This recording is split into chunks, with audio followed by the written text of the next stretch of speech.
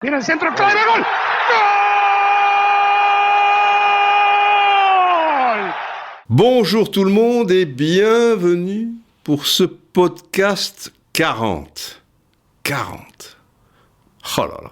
J'ai fait des soirées pasta sur un bateau en traversant les 40e rugissants. C'était terrible, les enfants. La mer démontée, la mer démontée. Non, ça va, je rigole. Mais 40, je suis désolé, ça commence à compter. Et le spécial Maradona approche à pattes de velours, j'ai l'impression. Bien, j'espère que vous avez passé un bon Noël, un joyeux Noël, que vous avez été gâtés, des petits cadeaux ici et là.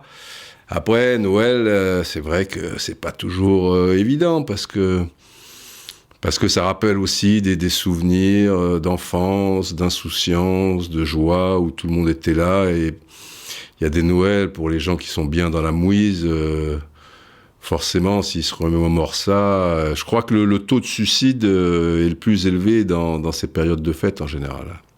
Bon, il va être gai ce podcast. Bon, ouais, je parle comme je respire, c'est ce qui me vient à l'esprit. Et puis tous ces enfants, évidemment, qui sont en manque d'amour, parce que le plus important, au-delà des cadeaux, c'est d'avoir la présence de ses parents. Mais parfois, même s'il y a la présence des cadeaux, il n'y en a pas beaucoup à ce sujet. Et en revenant un peu au football, j'ai apprécié ces images que vous avez peut-être vues récemment à Séville. Alors je sais pas si c'était le Betis ou le Séville Football Club, vous savez, où les supporters arrivaient avec des cadeaux pour les gosses et ils jetaient tout ça sur la pelouse. C'était la même chose aussi à Feyenoord. J'avais vu des images très belles. C'est une belle initiative que devrait prendre peut-être notre chère Ligue nationale de football. Mais revenons à nos moutons. Et à ce titre donc, jamais seul. Never alone, en quelque sorte. Et si on dit never alone, évidemment, on pense à Liverpool. Boxing Day oblige. Donc, on va revenir sur cette première ligue qui, enfin, et selon toute vraisemblance, ne devrait pas échapper aux Reds.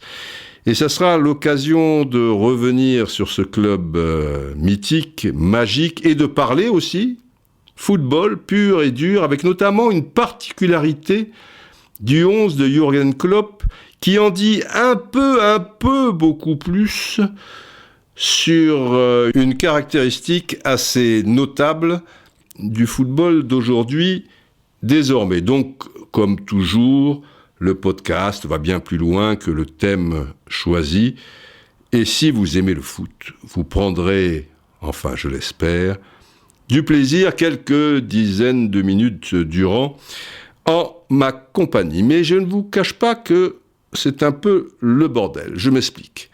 Liverpool, ça représente beaucoup pour moi. Les plus fidèles braves, ça va, je vais pas repartir dans la femme la plus belle du monde et tout le tralala, mais il y a beaucoup de choses du passé et du présent aussi, puisque on va parler de ce 11 de Klopp. Mais voilà, comme toujours, j'ai des notes sous les yeux, mais chaque fois, c'est une ligne. Et par rapport à cette ligne, je sais que je vais vous parler de 3, 5, 10 minutes. Enfin, faut pas 10 minutes, sinon, vu le nombre de lignes, on va un petit peu déborder et affoler les compteurs, si vous voulez. Mais au-delà de ça, le problème de ces lignes, c'est qu'elles sont pas dans l'ordre. Donc, tel un vieux chat de gouttière, tu vois, une sorte de haut malais. Pour ceux qui ont connu les aristochats, je vais m'aventurer sur ce terrain glissant, en hauteur, en faisant en sorte, quand je glisse, de retomber sur mes 4 pattes, quoi. Parce que forcément, je vais avoir les 4 fers en l'air à un moment. C'est la vie. Ah, Liverpool, when you all threw a stone hold your head up high, and don't be afraid of the dark. Quand tu marches à travers une tempête, garde la tête haute et ne sois pas effrayé de l'obscurité. Donc, disais-je, le titre, parce que là, il y a quand même, c'est plus qu'un matelas, hein, tu vois, il y a une grosse marge, quand même. Il faudrait un tremblement de terre, quoi. Pour la première fois, reviendrait à Liverpool, pour la première fois depuis 1990. Ce qui est incroyable quand même, un grand club comme Liverpool, alors qu'il y a eu sa période de domination terrible dans la deuxième partie des années 70 et la première des années 90, tant sur le plan national, en Angleterre, et aussi continental, quoi, à travers l'Europe et toutes ces Ligues des Champions, Coupe d'Europe des clubs champions, comme on disait à l'époque, depuis 1990. Donc, rendez-vous compte, depuis 1990... Ça nous fait, on est en 2019, quoi. Le dernier champion, Manchester City, c'est en 2019. Ça fait 10 et 19 et 11, en fait. Ça fait 30 ans. Ça fait 30 ans que Liverpool n'a pas été champion. Enfin, 29 fois, ils l'ont pas été, si vous voulez. Et sur les 29 premières ligues, alors vous avez Manchester United qui a bien pris le relais avec 13 titres, 5 Chelsea, 4 Manchester City, tout comme Arsenal, 4, et une fois Leeds, une fois Blackburn, et une fois, c'était il n'y a pas très longtemps, Leicester. Et jamais Liverpool. Il y a une anomalie quelque part, les enfants. Alors, dans l'intervalle, Dieu merci, il y a eu quand même des titres. Gérard Houllier, qui a été 2 saisons et des brouettes manager de Liverpool, a eu une embellie sur une saison où il en a gagné 5 d'affilée. Mais dans les 5, il y avait la League Cup, il y avait la FA Cup, ce qui n'est pas rien, mais alors archi contre le cours du jeu contre Arsenal, avec une main d'un joueur de Liverpool sur une frappe d'Henry qui avait passer le gardien de but des Reds, tu vois sur la ligne, le mec qui fait main, bon, l'arbitre il voit pas, et après, boum, tu as 2 Reds d'Owen, tu vois, bon, il y a eu des grands joueurs qui sont passés, puisque je parle d'Owen. Et cette année-là, ils battent en Coupe de l'UEFA, pas une grosse formation, c'est à la veste, et ils gagnent la Supercoupe et le Charity Shield. Ça, c'est sur un match. Pour moi, un titre sur un match comme ça et tout. Mais enfin bon, en attendant, il y en a 5. Et puis, il y a eu surtout, avec Benitez, qui avait pris notamment la suite un peu plus tard, la finale incroyable à Istanbul contre le Milan AC. Il y a eu des belles équipes, il y a eu des joueurs, des Robbie Fowler, des McManaman, des Steven Gerrard, si longtemps, avec cette fameuse glissade là où on pense, époque Suarez, donc aussi que c'est la bonne, et puis la glissade devant Dembaba, bon, vous connaissez l'histoire. Et puis, il y a une injustice terrible la saison dernière, quelque part. C'est donc ne pas avoir été champion la saison dernière avec 97 points. Vous vous rendez compte, 97 points, une seule défaite dans toute la saison. Et simplement, à l'arrivée, il y a Manchester City qui fait 98. Et l'année d'avant, ils avaient fait 100 points.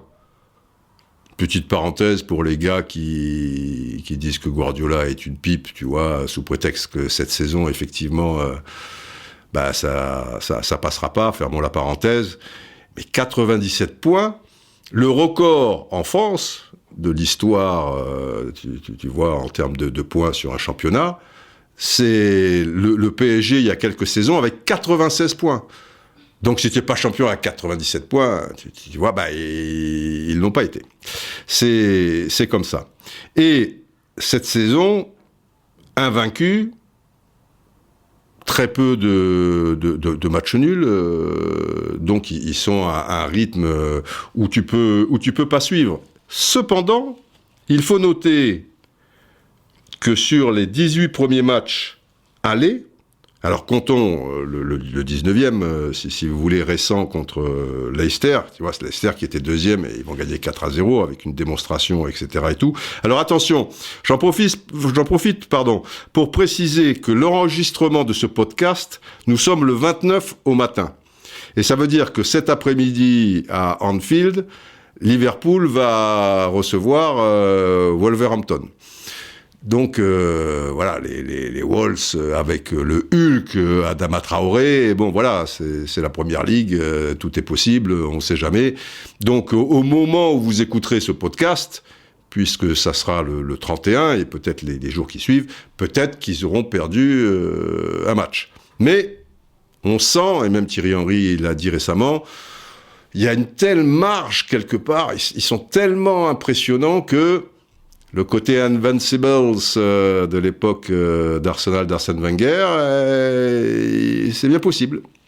On le sent bien venir. Mais si on y regarde d'assez près aussi, sur les 18 victoires, il y en a eu 8, donc pas loin de 50%, à un match près, avec seulement un but d'écart.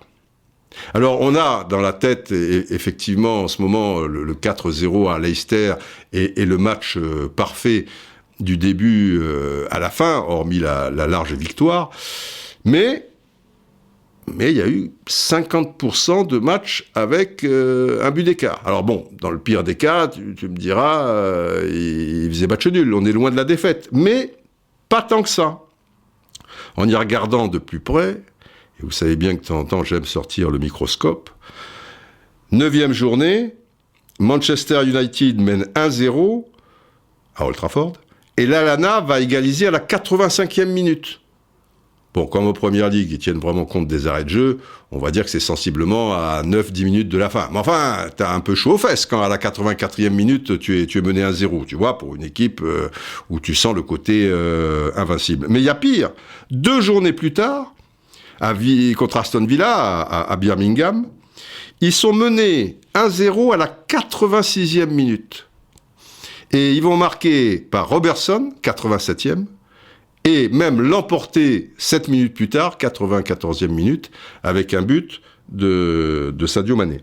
Donc tout ça pour dire, et puis ils ont le chic, pour gagner des fois 94e, 95e minute, quand ils battent au match aller Leicester lors de la 8e journée, le but de Milner sur penalty, alors pas le dernier, pas le 4-0, parce que Milner marque aussi sur penalty, mais à Anfield, il est à la 95e minute. Donc, tu vois, bon, c'est... La marge paraît archi considérable quand on voit la démonstration à Leicester, mais par expérience, tous les matchs en Première Ligue, et donc ça sera quand même compliqué. Alors, l'une des forces de ce club, qui, je vous l'avais déjà dit, a surmonté 2 tragédies quand même. Faut être Liverpool pour, tu vois, ne pas succomber à ces 2 tragédies, même une, tu vois. La première, donc, le Hazel, évidemment. Et la deuxième, Hillsborough, la fameuse demi-finale où tant de supporters de Liverpool vont trouver la mort. Mais, petit lapsus, la mort, enfin, tout ça se rapproche parfois, le baiser de la mort, quoi, pris dans leur passion.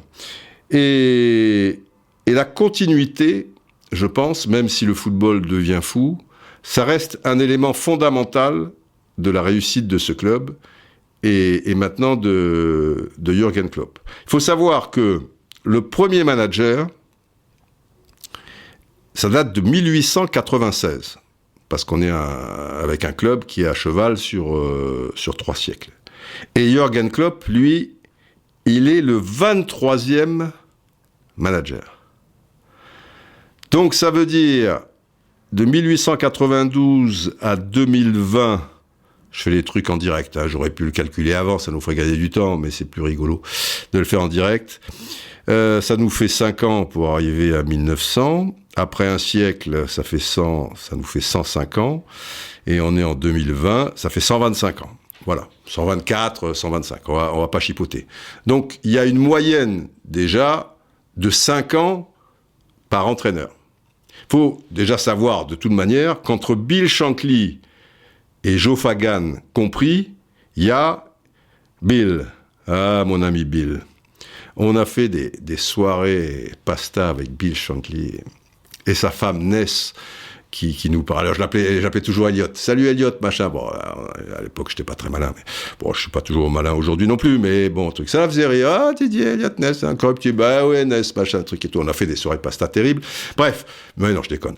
Je déconne. Donc, Bill, il arrive en 1959. Il part en 74. Bob Paisley, qui lui succède, qui était son entraîneur numéro 2. En plus, vous allez voir comme c'est un peu familial, cette histoire. Et son entraîneur numéro 3, c'était Joe Fagan. Shankly, Bill, s'en va en 74. Son numéro 2 arrive aux affaires. Et il va rester jusqu'en 1983. C'est-à-dire que Shankly, déjà, lui, il rigole pas, il reste 15 ans. Bob, il reste 9 ans. Et Joe Fagan, qui était le numéro 3, il prend la suite de Paisley, mais lui, il reste que 2 ans. Donc ça veut dire que rien que Shankly et Paisley, c'est 9 et 15, quoi. Tu vois, tu as 2 entraîneurs sur 24 ans. Ça te montre un petit peu le sérieux de la bête. Parce que 2 entraîneurs en 24 ans, va en parler au président de Palerme. Bon, évidemment, les temps ont changé. Mais l'air de rien, Brendan Rodgers, qui a précédé Klopp, bah, il a pas fait le bout du monde, mais il a fait un peu plus de 3 ans. Benitez, il avait fait 6 ans. C'est assez récent, Benitez. Et Gérard Houllier, qui fait... mais je suis bête, tout à l'heure, j'ai dit 2 ans, mais Gérard Houllier, il fait 6 ans. Il fait... 5 ans et demi, Gérard. Et 5 ans et demi, alors, il a eu les titres. Mais en 5 ans et demi, enfin, en 5 saisons au moins, on va dire, il les a jamais qualifiés en Ligue des Champions. À l'époque, tu n'avais pas 4 clubs, hein. Entendons-nous bien. Mais finalement, tu vois, 6 ans pour l'un, 6 ans pour l'autre. Alors c'est vrai que Hodgson et Dalglish qui vont suivre, ça sera pas long, mais d'une manière générale. Et c'est intéressant de voir que Jürgen Klopp a pu être l'architecte de son équipe. Parce que cette équipe, finalement, où il n'y a pas de superstar, alors que l'air de rien, ils gagnent la Ligue des Champions, ils sont champions du monde des clubs récemment. Là, ils sont partis pour gagner le titre. Et à l'heure actuelle, on verra bien si à la fin de saison, ils confirment en Ligue des Champions. Mais quand on voit toutes les équipes, les grosses, le Bayern, la Juve, d'autres équipes anglaises, etc., on sent bien, après sur 2 matchs, et a fortiori sur un match en finale, on ne sait pas. Mais vraiment, l'équipe la plus forte, s'il y avait un championnat, ce fameux championnat d'Europe des clubs, cette sorte de NBA, je pense qu'à la fin de la saison, Liverpool serait également champion. Ça veut dire si en Première Ligue, tu rajoutes le Bayern, tu rajoutes la Juve, tu rajoutes le PSG et 1 ou 2 gros clients de ce calibre, quoi, potentiellement, qui peut gagner la Ligue des Champions, dont Manchester City. Tu vois où ils sont, Manchester City, par rapport actuellement au classement. Tu rajoutes le Real Madrid et Barcelone, et ben Liverpool est champion. Alors quand je dis qu'il a été l'architecte, regardez bien, dans le 11 majeur sensiblement, Alisson, c'est lui qui le fait venir. Bon, Alexander-Arnold, il est de la maison, mais c'est lui qui le propulse. On va continuer avec Firmino. Alors Firmino, il est à cheval. Quand Klopp arrive, parce qu'il arrive en octobre, il vient d'être acheté 40 millions d'euros à à Hoffenheim. Mais on peut supposer que Klopp, quand il arrive le 5 octobre, ils n'ont pas négocié le 15 septembre. Ça faisait un bout de temps qu'avec Rodgers, ils sentaient que c'était la fin. Il a fallu une suite de mauvais résultats. Comme en plus, Firmino vient d'Hoffenheim, tu vois, le championnat de Jürgen Klopp, il y a des chances peut-être qu'il était déjà là un petit peu dans le secteur. Mané, Sadio Mané, puisqu'on reste dans le registre des attaquants, par exemple, après Firmino, c'est Klopp qui le fait venir de Southampton. Salah, c'est Klopp qui le fait venir à l'été 2017 de la Roma. Milner, lui, était déjà là, mais pas depuis longtemps. C'est lui qui fait venir Matip de Schalke 04. C'est lui qui fait venir, évidemment, Van Dijk. C'est lui qui fait venir Fabinho. C'est lui qui fait venir Keita. C'est lui qui fait venir Wijnaldum. C'est lui encore qui fait venir de Hull City Robertson. Donc c'est lui qui fait venir Chamberlain, etc., etc. Bon, il y a 90% de l'équipe et toujours par petites touches.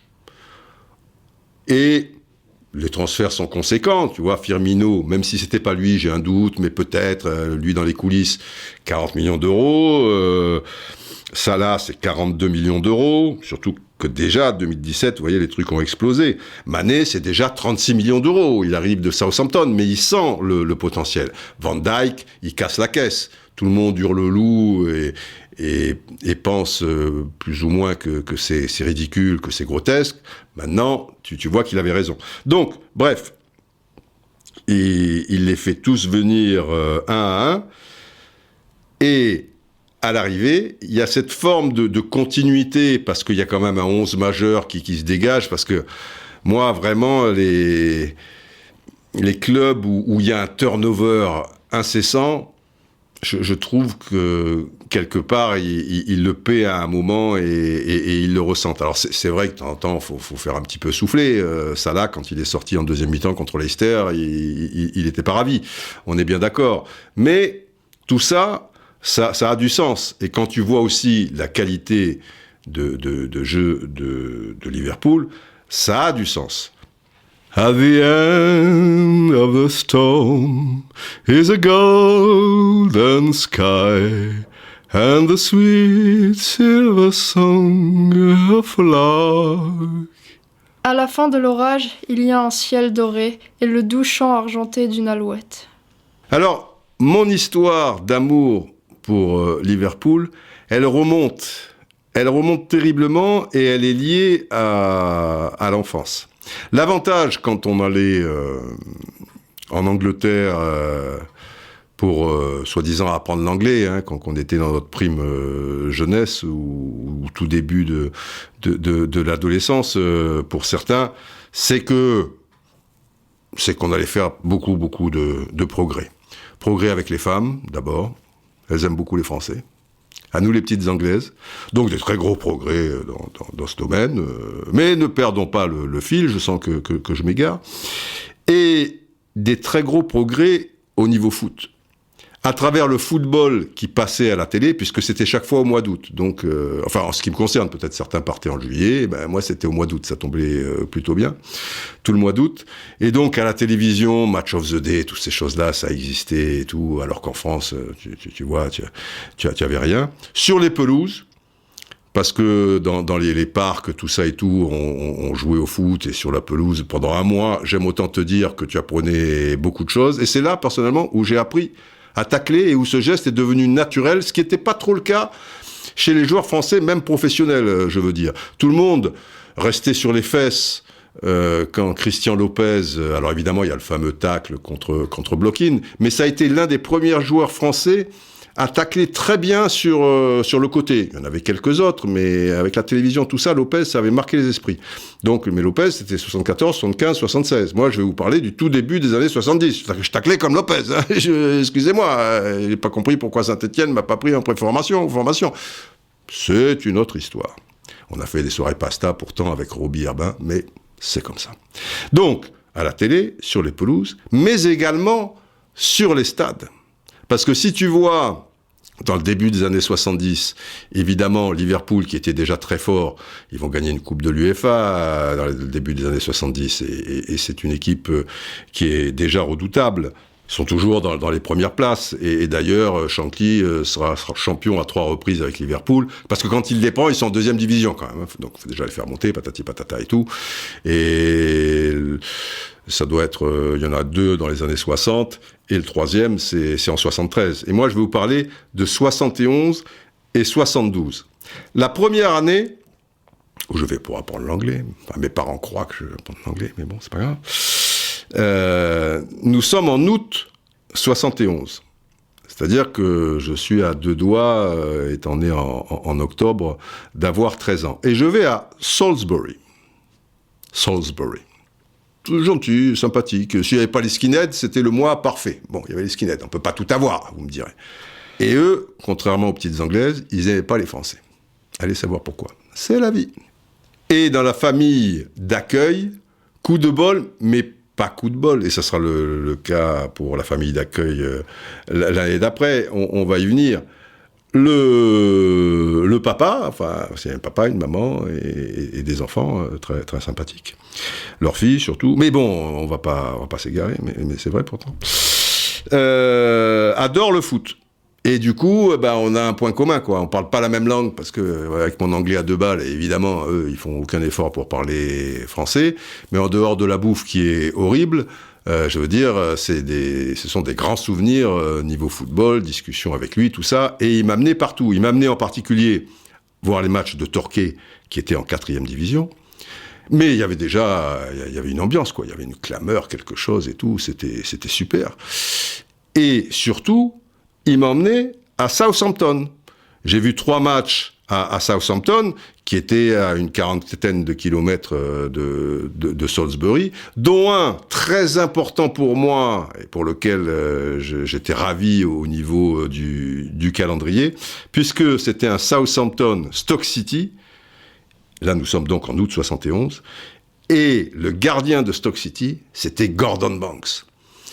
Et comme j'avais été élevé avec la Coupe du Monde 66 et la Coupe du Monde 70, et l'arrêt miraculeux sur la tête de Pelé, machin, l'arrêt du siècle et tout le tralala, t'imagines, toi, tu as 13 ans, enfin presque 14, tu connais rien, quoi. J'ai quasiment jamais sorti de Cannes, quoi. Tu vois, oui, tu as vu des matchs au stade Duré, au stade Louis II, oui, au Vélodrome, ton père t'a emmené, etc. Mais bon, là, tu vas voir Gordon Banks, tu dors pas de la nuit, quoi. C'est machin.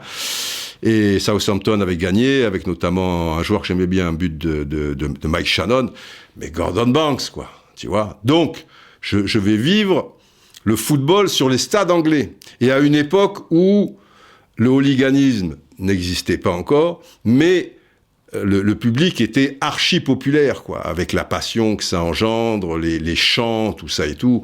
C'était merveilleux. Et l'année d'après, attention, roulement de tambour.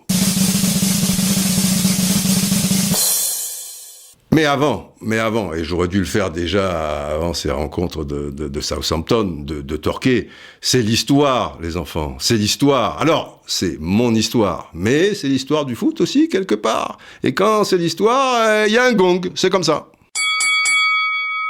Non, c'est pas comme ça, parce que, petite remise en forme.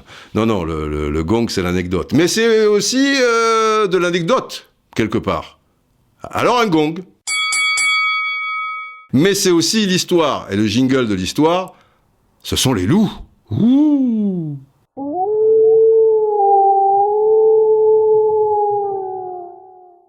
C'est l'histoire, les enfants. C'est l'histoire.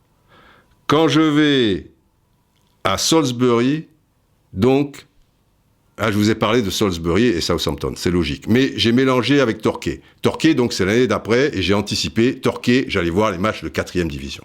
Southampton, c'est donc 71, et il n'y a pas de Torquay.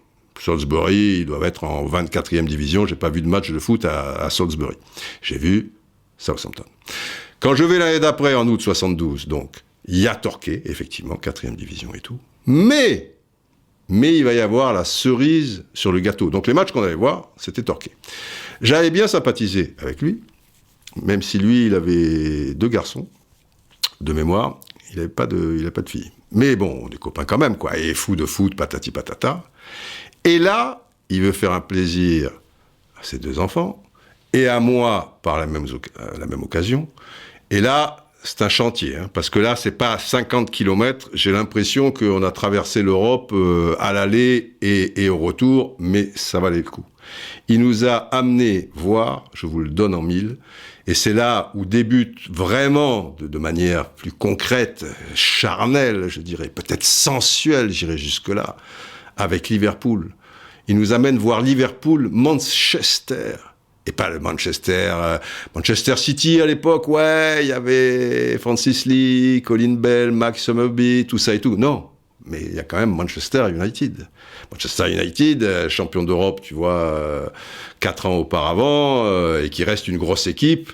Et il y a plus de Danilo, mais il y a sur la pelouse Bobby Charlton et George Best. Donc l'année d'avant, je vois Banks, tu vois, et l'année d'après, je vois George Best. Et je vois aussi le COP. Et ça, autant Southampton, c'était un stade où il devait y avoir... c'était impressionnant parce que ça chante, parce que ça sent le fish and chips, ça pue le football, quoi. Mais il devait y avoir 20 25 000, tu vois, dans ces eaux-là. Là, on flirte avec les 60 000. Là, c'est Anfield. Et là, je découvre le COP. Qu'est-ce que c'est que cette vague ? C'est quoi ? Les waves and waves and waves again, quoi. Tu vois, là, en plus, on avait une bonne petite perspective par rapport à là où on était placé, parce que nous, on était à la hauteur des 18, de machin. Je voyais ça, j'étais subjugué, quoi. Je savais pas que ça pouvait exister. Parce que c'est toujours pareil, il faut se remettre dans le contexte. On est en 72. En 72, on n'a pas les mêmes connaissances de ce qui se passe en dehors de la France, notamment au niveau des stades, des ambiances, etc., qu'aujourd'hui. Aujourd'hui, même si vous vous déplacez pas, bah, vous savez que tel endroit, c'est tel stade, tel joueur, tel ceci, tel cela. Les gars qui ont découvert le COP en France et qui ont découvert tous ces joueurs, les Keegan, Steve Highway, John Toshak, Ray Clements, Emlyn Hughes, qui allait devenir être mon cousin, si vous suivez et que vous écoutez les podcasts dans le bon ordre, vous le savez. Eh ben, ils ont découvert ça en 77, avec le quart final au retour, et les sujets qui étaient faits un petit peu avant pour présenter ce quart de finale de Coupe d'Europe des clubs champions entre Liverpool et Saint-Étienne. Mais en 72, tu crois que on parlait du COP, il fallait vraiment... tu voyais pas ça à la télé, quoi. Tu pouvais même pas imaginer. Oui, tu savais que dans les stades anglais, les mecs chantaient, et ils chantaient plutôt juste d'ailleurs, et qu'il y avait une ambiance qui était sans doute supérieure à celle qu'on trouvait dans les stades français. Mais ça reste vague, quoi, tu vois. Fantastique. Et là... forcément, tu as 14-15 ans, enfin tu vas avoir 15 ans, un mois et demi plus tard, t'es marqué au fer rouge, c'est le cas de le dire, quoi. Tu vois ? Là, c'est... Ouais. Il y aura un avant et un après Anfield. Fantastique. Pourtant, pour être honnête, et c'est très clair dans ma tête, même...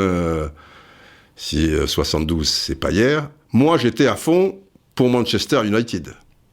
Liverpool, ouais, ça représentait des choses pour moi, effectivement, mais parce que Manchester... Alors, la finale 68 était pas retransmise, mais j'avais vu à la télé, et ça, c'était passé à la télé française, la demi-finale retour avec le but de Bobby Charlton, mais c'est pas suffisant car le Milan AC avait gagné à l'aller 2-0. Et cette finale 69 avec les 3 buts de Prati, Pirino Prati contre l'Ajax d'Amsterdam, où j'allais découvrir Cruyff, était donc qualifiée. Mais Bobby Charlton, ça représentait tellement pour moi, parce que Coupe du Monde 66, Coupe du Monde 70, et puis à la Maison de la Presse, sur la Croisette, tout ça et tout, je lisais les magazines anglais, Goal, Shoot, etc. et tout, et je connaissais par cœur George Best, notamment ma sœur, qui en 67-68 était revenue d'un voyage en Angleterre, elle avait fait le même périple, elle aussi, à la différence près que elle parle bien anglais, donc voilà.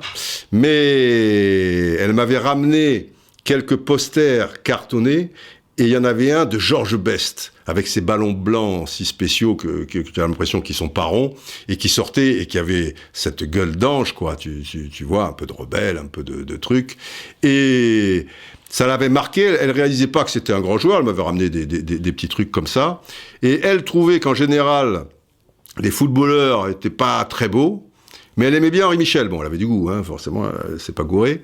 Mais là, elle disait, bon, là, je me suis dit, le mec est tellement beau, je vais te ramener ça. Et j'ai ce poster. Quand je dis poster, je vous en ai montré quelques-uns cartonnés de temps en temps à travers les blogs, notamment de Govhurst, etc. Elle m'en avait ramené 6 ou 7. J'ai perdu celui de Best, mais il est resté longtemps dans ma chambre, accroché à un endroit précis, sur la droite de mon lit, au mur. Bon, ça me ferait plaisir de le retrouver un jour, mais bon, enfin, c'est pas grave, c'est dans ma tête, c'est dans mon cœur, ce qui est le plus important. Et donc, j'étais pour Manchester United. Mais, je suis revenu, j'étais un gars de la Mersey, les enfants.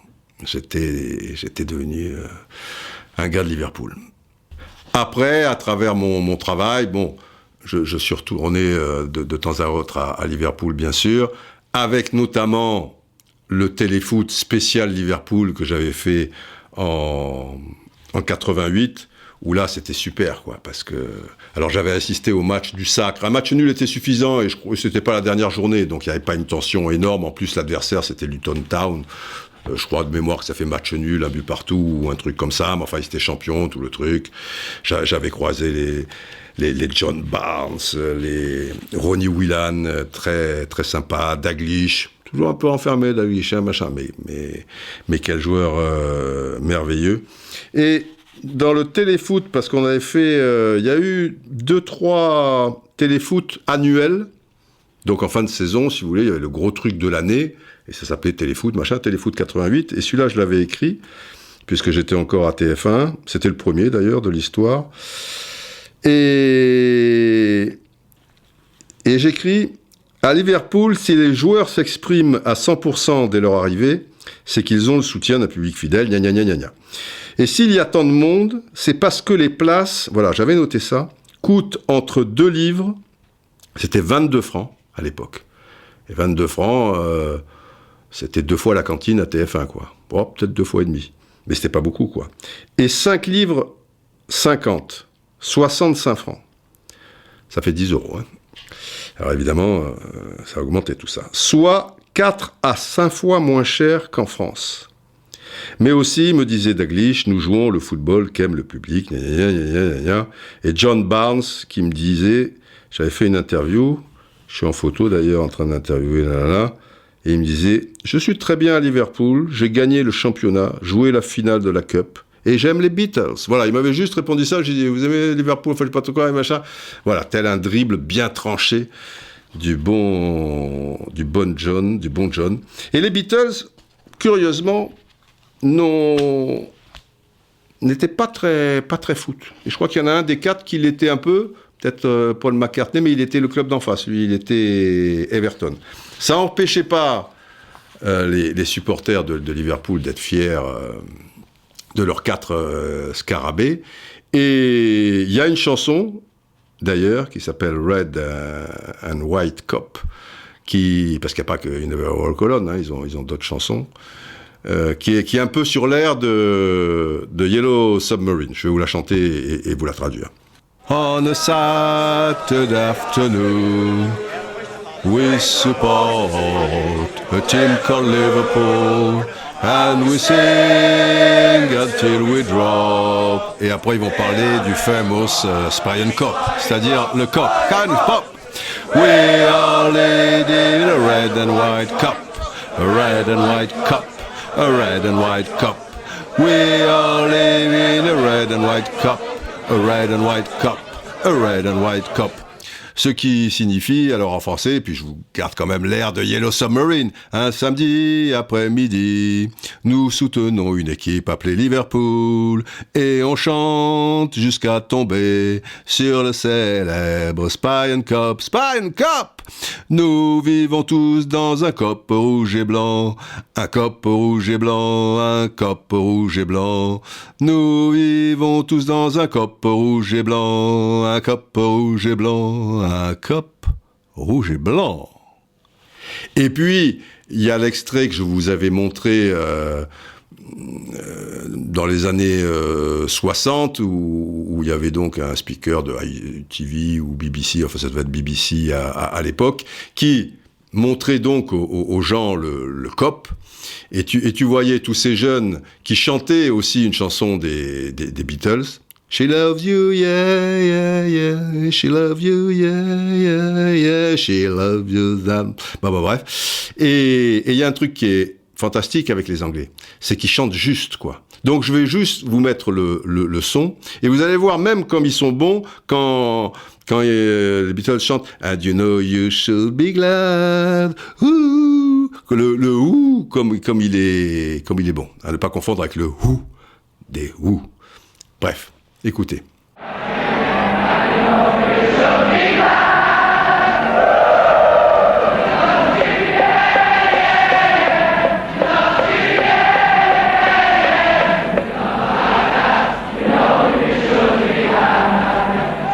C'est pas rien, hein, quand même. C'est pas rien. Alors, petit regret quand même, parce qu'on était arrivé, évidemment, comme c'était à l'autre bout du monde, on était arrivé, je me souviens, 5-6 minutes en retard, enfin, le jeu avait déjà commencé, et je ne sais pas, si à l'époque, en 72, ils chantaient déjà You Never Walk Alone. Donc, je l'ai entendu plus tard, quand je suis allé X fois à Anfield, mais je l'ai découvert aussi que plus tard, puisque en 72, déjà bien heureux d'arriver à destination, tu vois, le bout du monde, tu vois, c'est derrière, il n'y a plus rien. Et welcome through alone, welcome through the wind, welcome through the rain, to your dreams, Beatles. And blow. Continue de marcher à travers le vent, continue de marcher à travers la pluie, bien que tes rêves soient maltraités et soufflés. Ouais, il y a des tas de chansons. Il y a des chansons aussi à les mémoires de Steve Highway, de King Kenny, c'est-à-dire Kenny Dalglish. Fields of Anfield Road, vous connaissez ça? Fields of Anfield Road? All around the fields of Anfield Road, where once we watched the King Kenny play. And could he play? Fucking Kenny! Steve Highway on the wing, with sad dreams and songs to sing on the glory round the field of Anfield Road. Ce qui signifie, traduction, tout autour des terrains d'Anfield Road, où une fois nous avons regardé le King Kenny jouer, et putain, qu'est-ce qu'il jouait bien, ok? Steve Highway sur l'aile, nous avions des rêves et des chansons à chanter, de la gloire autour des terrains d'Anfield Road. Et puis bien sûr, il y a du Bill Shankly aussi, comme We'll be coming down the road. Hein? Et quand on arrive en ville, on arrive de nulle part. Là, ça rigole pas hein, quand ils chantent ça, les mecs qui arrivent là. We'll be coming down the road. We'll be coming, you hear that noise from the Bill Shankly boys. We'll be coming down the road. We'll be coming down the road. When you hear that noise from the Bill Shankly boys, we'll be coming down the road. We'll be coming. Voilà, tout ça, c'est, tu vois, dans le métro, sur le chemin qui amène à Anfield, ou même quand ils vont à l'extérieur, tu vois. We'll be coming. Nous viendrons, nous allons venir sur la route. Quand tu entends ce bruit des garçons de Bill Shankly, en provenance des garçons de Bill Shankly, nous allons venir sur la route. Waouh, les enfants! Bon, tout ça, ce n'est pas rien. Et pour conclure quand même avec le Liverpool actuel, il y a quelque chose pas qui me turlupine, mais que j'ai réalisé quand même, et je voulais vous en faire part, parce que finalement, assez peu de spécialistes insistent peut-être dessus. C'est que si tu regardes bien, si vous voulez, si vous regardez bien, si vous voulez, leur milieu de terrain. Alors là, je vais demander une sirène, parce qu'on va parler foot pur et dur, et il s'agit d'être attentif, quoi. Vous dormez sous les chansons, sous les machins, sous les trucs. Là, un petit peu d'attention, s'il vous plaît, sirène.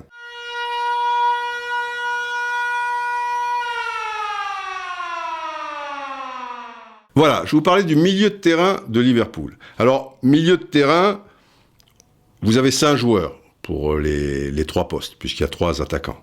Vous avez Anderson, qui est un titulaire à part entière, le capitaine. Vous avez Fabinho, l'ancien joueur, le Brésilien, ancien de Monaco.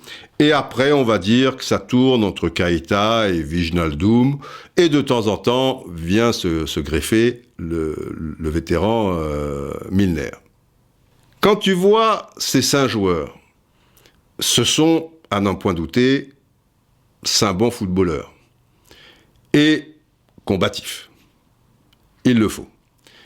On est dans le cœur du jeu, donc c'est là où tu prépares a priori tes attaques, où tu protèges ta défense et tout. C'est quelque chose de voilà, c'est le réacteur du Boeing, quoi. Comme je vous dis toujours, c'est un endroit fondamental. Après, les choses décisives se font dans les 30 mètres d'un côté et dans les 30 mètres de l'autre. Mais c'est le réacteur qui va donner la dynamique de tout ça. Et sur le plan offensif, finalement, ce réacteur, je trouve que pour une équipe qui domine à ce point le monde actuel du football, comme on l'a évoqué, je trouve qu'il n'y a pas un des 5 joueurs particulièrement créatifs. Ce sont des bons footballeurs, mais dans toutes les équipes, d'une manière générale, qui ont dominé le monde, on va dire qu'il y avait dans l'entrejeu un joueur qui techniquement était au-dessus du lot. Là, je ne vois pas, dans les 5 joueurs, un gars qui, techniquement, tu dis « Waouh !» Ce que vient de nous faire là Anderson, ce que vient de nous faire là Milner, ce que vient de nous faire là Fabinho, Wijnaldum, Keita. Oui, ponctuellement, il va y avoir quelque chose, mais si vous voulez, regardez par exemple, un Maradona, même si Maradona était assez près de l'attaque, mais enfin il était derrière ses attaquants, et en particulier l'avant-centre.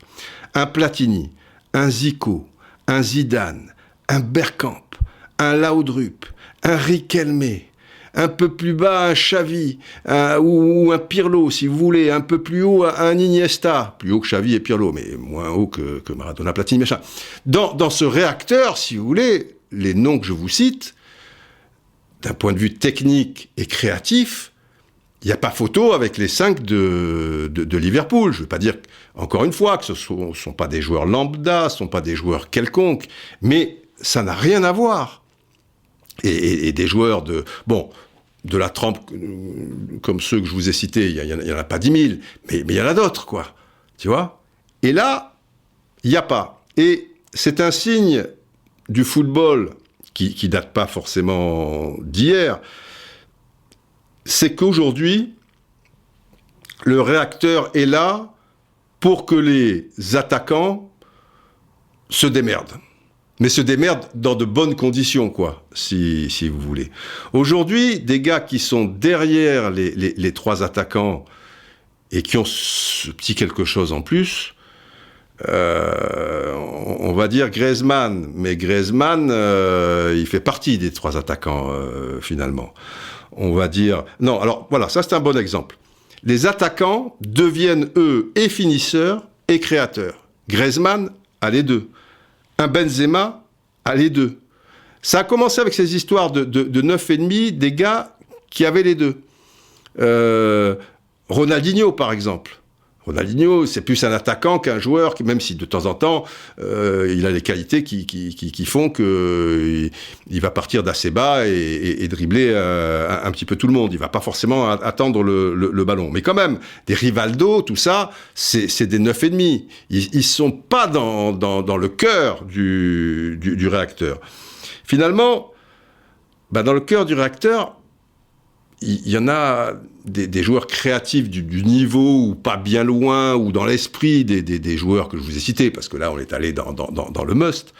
Il y en a 2 à Manchester City quand même, parce qu'ils sont derrière les 3 attaquants, qui sont David Silva, mais peu cher, il est un peu sur la fin, et du coup Manchester City le ressent. Tu as un Kevin De Bruyne, tu vois, mais maintenant les attaquants font les deux. Un Tadic par exemple, Tadic, il a la technique d'un numéro 10, mais il est plus haut. Alors lui, c'était dans l'axe l'année dernière, par exemple, avec l'Ajax.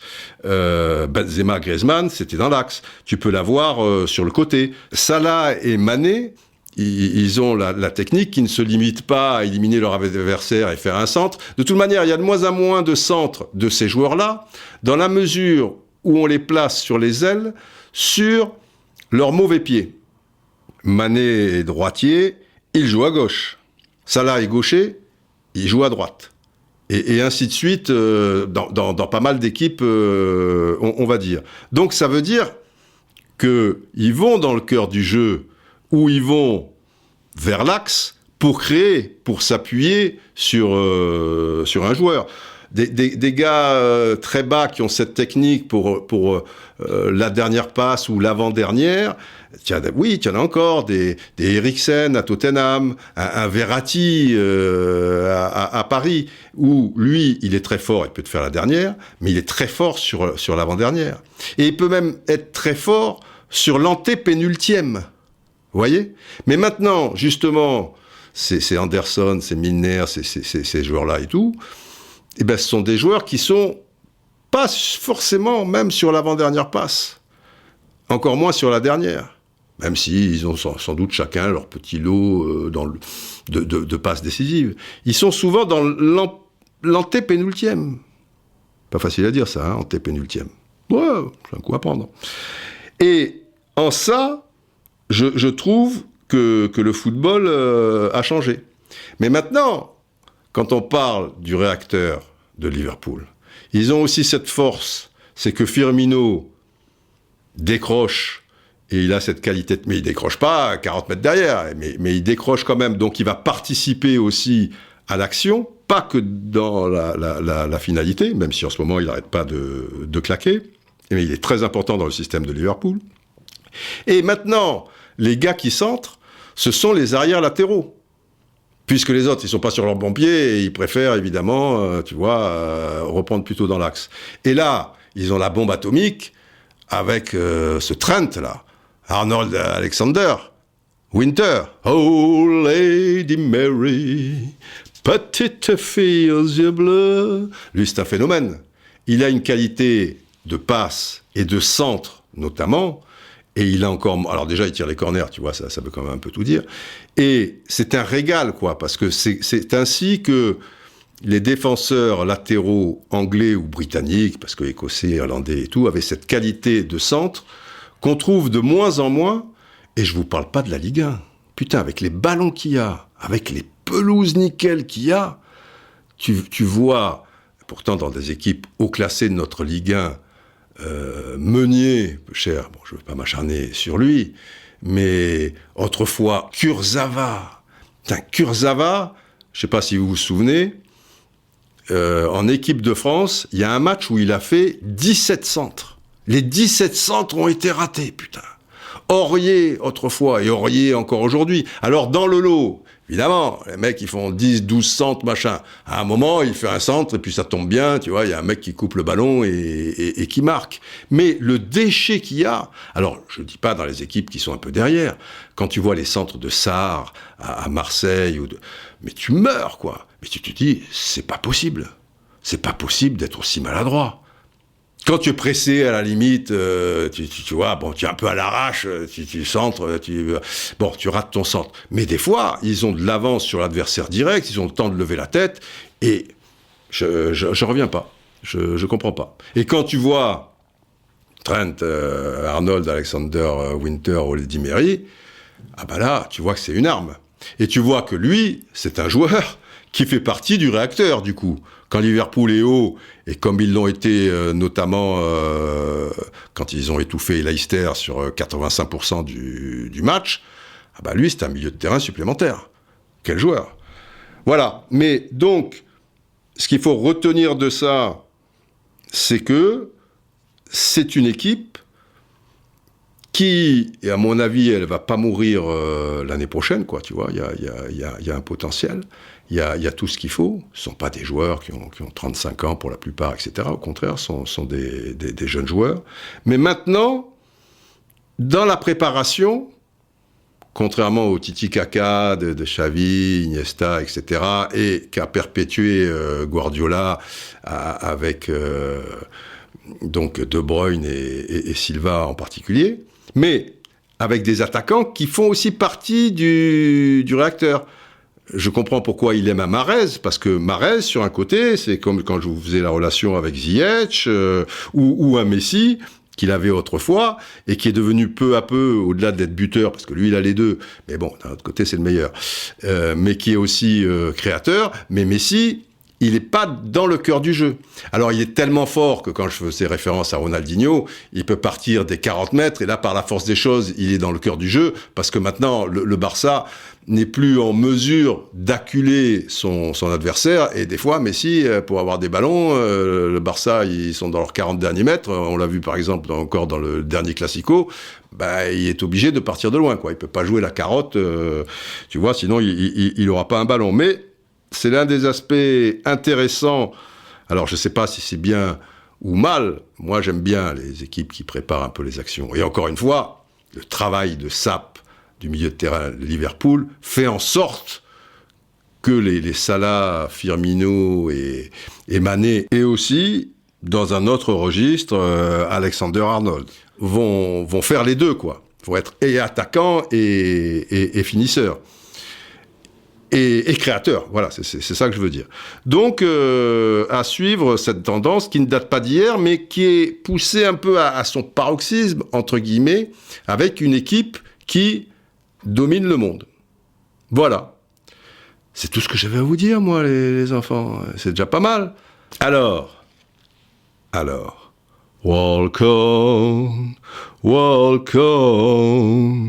with hope in your heart, and you never walk alone. You'll never walk alone. Continue de marcher avec l'espoir dans ton cœur, et tu ne marcheras jamais seul. Tu ne marcheras jamais seul. Liverpool, fantastique. Bill Shankly. Red or Dead, David Peace. Quel roman, quand même. Alors lui, c'est un romancier plutôt noir, hein, parce que les livres qu'il a fait, si tu n'as pas de morale ou si tu as un peu peur de ton ombre, les lis pas. Mais, comme il le dit lui-même, j'avais envie, en écrivant ce livre, car j'avais envie, pour une fois, d'écrire sur quelqu'un de bien. Juste quelqu'un de bien. On a fait des soirées pasta avec David Peace, que j'appelais David Peace and Love, et sa femme Margaret, que j'appelais Margaret de Canard, Margaret de Canard. Ça faisait beaucoup rire d'ailleurs. Que je vous dis pas, parce que dans la vie, il est très drôle, David. Il est très drôle. Non, je déconne, général. Général, oh, je réveille le général. Général, on est en fin d'année. Allez, général. J'arrive, Didier, j'arrive. Bien face au micro, s'il vous plaît. Oui. Longue vie au brave.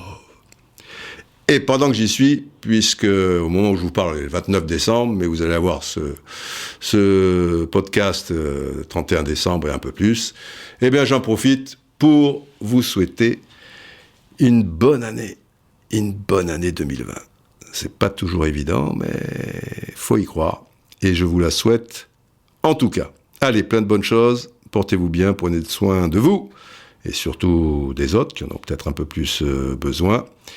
Et à la revoyure, hein, pour le podcast 41. Tira el centro, clave, gol.